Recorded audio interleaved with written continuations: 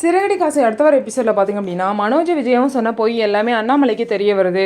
அவங்க பார்த்திங்க அப்படின்னா ஹரிணி வந்து ரோகிணியை வந்து மீட் பண்ணுறாங்க. மீட் பண்ணி எல்லா உண்மையுமே தெரிஞ்சுக்கிறாங்க. 6 மாதம் மனோஜ் வந்து ரோகிணிக்கு வந்து பணம் கொடுக்கணும், அது மட்டும் இல்லாமல் அவங்க தங்குறதுக்கான இடம்லாம் ஏற்பாடு பண்ணி கொடுக்கணும் அப்படின்னு வந்து கோர்ட்டில் சொல்லிடுவாங்க. இந்த விஷயத்தெல்லாம் தெரிஞ்சுக்கிட்டு ஹரிணி அவங்க அம்மாக்கிட்டேயும் அப்பாக்கிட்டேயும் சொல்லி அண்ணாமலை வீட்டுக்கு கூட்டிகிட்டு வருவாங்க. இந்த மாதிரி வந்து ஹரிணியோட அப்பா பார்த்திங்க அப்படின்னா அண்ணாமலை கிட்ட இப்படி வந்து உங்கள் ஃபேமிலியை சேர்ந்து இப்படி பொய் சொல்லி வச்சுருக்கீங்க, இனிமேல் இந்த கல்யாணம் நடக்காது, அந்த பொண்ணுக்கும் உங்கள் பையனுக்கும் இன்னும் டிவோர்ஸே கிடைக்கல, அதுக்குள்ளே டிவோர்ஸ் கிடச்சிச்சுன்னு சொல்லிட்டு இப்படி ஒரு பொய்யை சொல்லியிருக்கீங்கன்னு சொல்லும் போது அண்ணாமலைக்கு ஒன்றுமே புரியல. அவங்களும் வந்து போட்ட ரிங்கை வாங்கிட்டு இவங்க ரிங்கையும் கொடுத்துட்டு போயிடுவாங்க.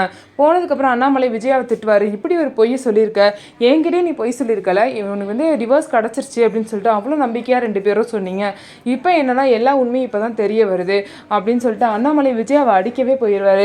அதுக்கப்புறம் மீனா முத்துவும் வந்து தடுத்துருவாங்க.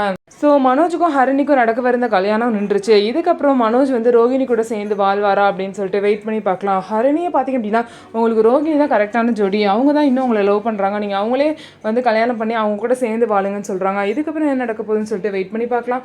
நம்ம வீடியோ உங்களுக்கு பிடிச்சிருந்தா நம்ம வீடியோவை லைக் பண்ணிவிட்டு பாருங்கள்.